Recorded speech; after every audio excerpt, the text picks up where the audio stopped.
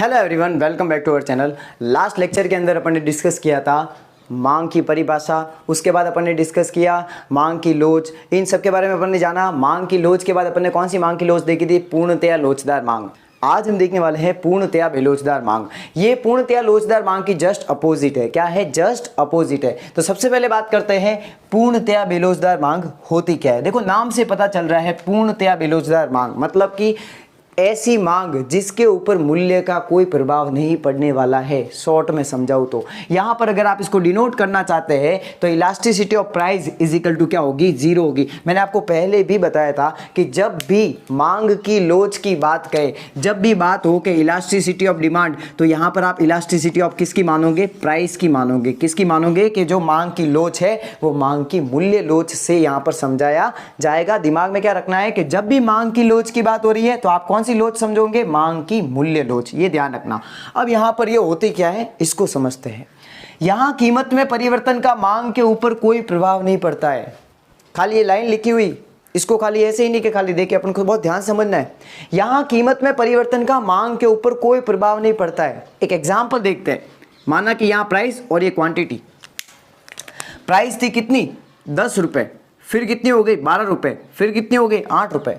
पहले प्राइस थी 10 रुपए, फिर उसके बाद बढ़कर 12 हो गई, फिर उसके बाद बढ़कर, फिर उसके बाद कम होकर कितनी हो गई? 8 रुपए हो गई। जब प्राइस 10 रुपए थी तो लोग माल खरीद रहे, तो जो यूनिट्स थी वो थी कितनी? 6। कितनी थी? 6।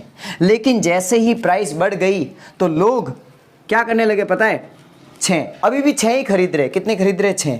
और जैसे ही प्राइस कम हो गई तब भी कितनी यूनिट्स खरीद रहे? 6 खरीद रहे।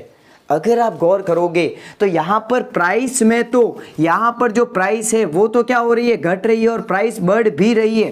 प्राइस घट रही है और बढ़ भी रही है, लेकिन जो क्वांटिटी है, जो यहां पर वस्तु की मांगी जाने वाली जो मात्रा है वो स्टैटिक है। वो क्या है? स्टैटिक है, मतलब वो स्थिर है। मतलब कि जो वस्तु की मांगी जाने वाली मात्रा है उसमें कोई परिवर्तन नहीं आ रहा है।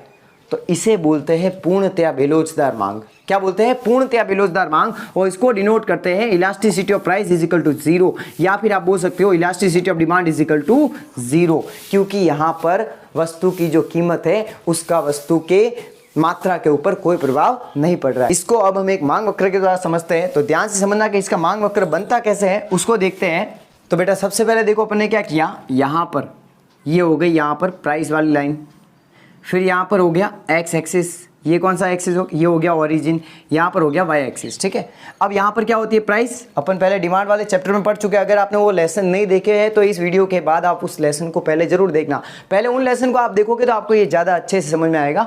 तो अब यहाँ पर देखते हैं प्राइस। ठीक है, यहाँ पर प्राइस दी हुई है, यहाँ पर क्या होती है? क्वांटिटी। अब ध्यान देना, ये जो प्राइस चल रही है इस रेट पर इतनी क्वांटिटी मांगी जा रही है, मतलब ये क्वांटिटी कोई है। माना कि मैंने इसको बोल दिया ए बिंदु, ठीक है। लेकिन जब प्राइस क्या हो जाती है? कम हो जाती है, P1 हुई, तब भी लोगों ने जितना माल पहले खरीद रहे थे अभी भी उतना ही खरीद रहे हैं। मतलब क्वांटिटी में कोई परिवर्तन नहीं आया है। मतलब ये देखो यहां पर अभी भी यही क्वांटिटी है, और जब ये प्राइस चल रही थी तभी भी यही क्वांटिटी थी। मतलब ओपी, जब ये प्राइस थी ओपी, क्या थी? जब प्राइस थी ओपी, जब प्राइस ओपी थी तब क्वांटिटी कितनी थी? OQ। जब अब मैं कह रहा हूं, अब जब प्राइस OP1 बन गई है तब भी क्वांटिटी कितनी है? OQ। कैसे OP1 बन गई है? ये देखो OP1। अब जरा ध्यान देना, अब मैं कह रहा हूं जब प्राइस बढ़ गई है OP2 हो गई है। कितनी हो गई? OP2। देखो प्राइस बढ़ गई है तब भी क्वांटिटी कितनी है? इतनी ही है। मतलब जब प्राइस OP1 के बाद OP2 पे आ जाती है तब भी क्वांटिटी OQ।